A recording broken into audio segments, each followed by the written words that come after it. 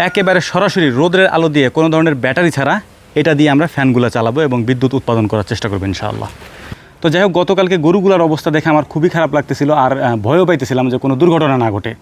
এতে একটা জিনিস কি জানেন, মানে রোদ্রের পাওয়ার যত বাড়বে ফ্যানের গতি তত বাড়বে। এই যে প্যানেলটা দেখতে পাচ্ছেন, এই প্যানেলটা আজ থেকে প্রায় 10 বছর আগের। হ্যাঁ, আমাদের এই অঞ্চলে যখন বিদ্যুৎ ছিল না তখন আমরা এগুলো ব্যবহার করতাম। আসসালামু আলাইকুম। গত কয়েকদিন যাবৎ বিদ্যুতের ব্যাপক সমস্যা।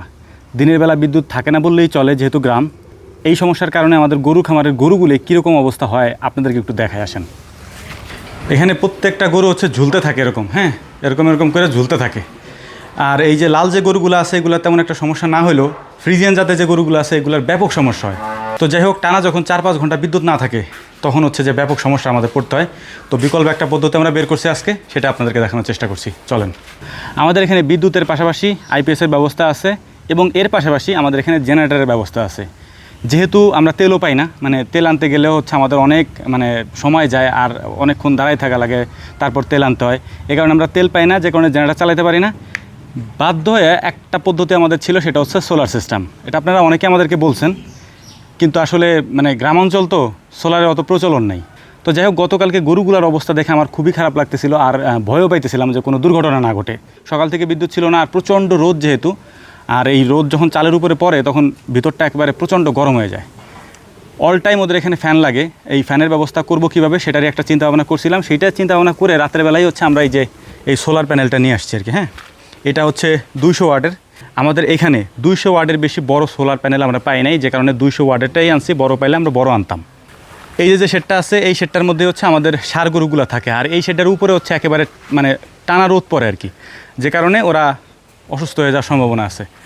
তো এখন কী করব, এই যে প্যানেলটা দেখতে পাচ্ছেন, এই প্যানেলটা আজ থেকে প্রায় 10 বছর আগের। হ্যাঁ, আমাদের এই অঞ্চলে যখন বিদ্যুৎ ছিল না তখন আমরা এগুলো ব্যবহার করতাম। হ্যাঁ, যখন বিদ্যুৎ আসছে বা আইপিএস বা জেনারেটরের ব্যবস্থা হয়েছে তখন আমরা কী করছি, ওইটার যে ব্যাটারি ছিল ওই ব্যাটারি নষ্ট হয়ে যাওয়ার পরে আমরা ওইটাকে ডিরেক্ট চালাইতাম। আপনাদেরকে একটু দেখাই। দেখেন, এখানে কিন্তু ব্যাটারি বুটারি কিছুই নাই, কোনো ব্যাটারি নেই। হ্যাঁ, আমরা কোনো ব্যাটারি ইউজ করব না। আমরা হচ্ছে দিনের বেলা সূর্যের আলোটাকেই ক্যাপচার করব, ব্যাটারিতে আমরা সংরক্ষণ করব না, যে কারণে আমাদের খরচ একেবারে কমে যাবে আর কি। হ্যাঁ, কীভাবে কমবে সেটাও আপনাদেরকে আমি দেখাচ্ছি। ধরেন, এই হচ্ছে একটা সোলারের ফ্যান। হ্যাঁ, এইখানে দেখেন এই যে সোজা দেখেন, এটার সাথে ব্যাটারির কোনো কানেকশান নেই। ওই যে প্যানেল, আমরা প্যানেলটা রাখছি, এইখানে হচ্ছে ফ্যানের লাইন। আমি যদি আপনাদেরকে দেখাই, এটা হচ্ছে লালের সাথে লাগাই দিলাম এটাকে। এটা হচ্ছে লাগাই দেওয়ার সাথে সাথে দেখেন এটা কী পরিমাণে ঘুরতেছে ফ্যান। এতে একটা জিনিস কি জানেন, রোদ্রের পাওয়ার যত বাড়বে ফ্যানের গতি তত বাড়বে। হ্যাঁ, তো আমরা রোদটাকেই ক্যাপচার করব। যদি রোদ না থাকে তাহলে গরম থাকে না। বিসমিল্লাহ। তো এটাকে খুলে ফেলছি আলহামদুলিল্লাহ। একেবারে সরাসরি রোদের আলো দিয়ে কোনো ধরনের ব্যাটারি ছাড়া এটা দিয়ে আমরা ফ্যানগুলো চালাবো এবং বিদ্যুৎ উৎপাদন করার চেষ্টা করবো ইনশাআল্লাহ। তো মোটামুটি আমি আপনাদেরকে দেখানোর জন্যে এই জিনিসটা করতেছি। বাকিটা হচ্ছে ফুল সেট আপটা আমরা একটু পরে করব, কারণ প্রচণ্ড রোদ এখানে। রোদের ভিতরে করা যাবে না, এটা ছাই নিয়ে তারপর করতে হবে। তো এই হচ্ছে আমাদের পিছনের প্যানেলের লাইন, যেটা আমরা এখান থেকে নিছি। যদিও এটাকে পূর্ণাঙ্গ সেট আপ করা হয়নি, আমরা দেখানোর জন্য মূলত এইভাবে সেট আপ করছি। এই 3টা ফ্যানই চালাবো এখন আমরা একটা প্যানেল থেকে। দেখেন এটার বাতাস কি। হ্যাঁ, আর একটা দেখাই, এটা 2 পিন দিয়ে এটা চালাই। এই হচ্ছে আর একটা, এই হচ্ছে ওয়্যার। আমি দেখানোর জন্য করতেছি, এটা ফুল সেট আপটা এখন আমরা করি নাই। আমি চাইছিলাম যে আপাতত ব্যাটারি আনবো না, ব্যাটারি না আইনে সরাসরি যে গরমটা আর কি, রোদ্রের যে তাপটা, এটাকে ক্যাপচার করব। এটাই দেখেন, শুধু প্যানেল আনছি। আপনি এই প্যানেল ক্ষেত্র বিশেষ 8-10 হাজার টাকার মধ্যে পেয়ে যাবেন, বা তারও কমে পাবেন, কারণ আমাদের এখানে নাই, এই কারণে দাম একটু বেশি। এখন আমরা এই প্যানেলগুলোকে হচ্ছে ছাদে উঠাবো, অথবা হচ্ছে যে আমাদের যে চাল, এইখানে এই চালের উপর উঠাই দেবো আর কি। হ্যাঁ, এখানে প্যানেল উঠাই দেবো সবগুলা। আর বাকি যে লাইনগুলো আছে, বাতাস আলহামদুলিল্লাহ। আমি তো ভাবছিলাম যে বাতাস কম হবে, কিন্তু আমাদের যে নর্মাল ফ্যান আছে, কারেন্টের ফ্যান, ওই ফ্যানের থেকেও বাতাস বেশি হইতেছে, কারণ এটা পাওয়ার বেশি আর কি এখন। আর এই ফ্যানগুলো হচ্ছে 10 ওয়াটের, এটা মনে হয় 12 ওয়াটের আর কি। হ্যাঁ, এগুলো 10 ওয়াটের করে আর কি।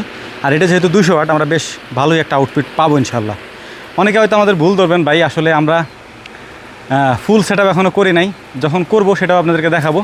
আপাতত আর কি ইনস্ট্যান্ট, আমি যেহেতু রাতে নিয়ে আসছি, সকালবেলায় সেট আপ করে আমি লাগাই দিতেছি আর কি, দিনের বেলা যাতে রোদ্রের আলোতে ওদেরকে আমরা বাতাসটা দিতে পারি। হ্যাঁ, এরপরে আস্তে আস্তে 200, 400, 600 করে আমরা এটার সাথে যুক্ত করব। এরপর ব্যাটারি সেট আপ করবো, তারপর হচ্ছে কন্ট্রোলার সেট আপ করবো। কন্ট্রোলার ব্যাটারি কোনো কিছুই আমরা দেই নাই, সরাসরি আমরা রোদ্রের আলোটাকে ক্যাপচার করে ফ্যান চালাইতেছি। এইটা হচ্ছে গরমের কারণে আমাদেরকে করতে হচ্ছে খামারটাকে আপাতত ঠান্ডা রাখার জন্য আর কি। তো যাই হোক, আশা করি বুঝতে পারছেন।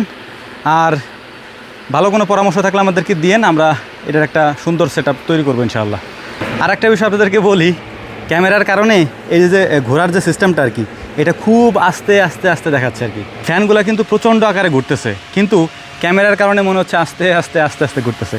আমি আপনাদেরকে বাতাসটা একটু দেখাই, দেখেন, বিসমিল্লাহ, দেখেন এখানে কি পরিমাণ বাতাস, এই দেখেন, এই যে, ঠিক আছে, কিন্তু মনে হইতেছে কি আস্তে আস্তে ঘুরতেছে, এটা প্রচণ্ড গতিতে ঘুরতেছে, দেখেন, দেখছেন, এটা কিন্তু অনেক গতিতে ফ্যান কিন্তু ঘুরতেছে। তো যাই হোক, আলহামদুলিল্লাহ, আপনারা তো বুঝতে পারছেন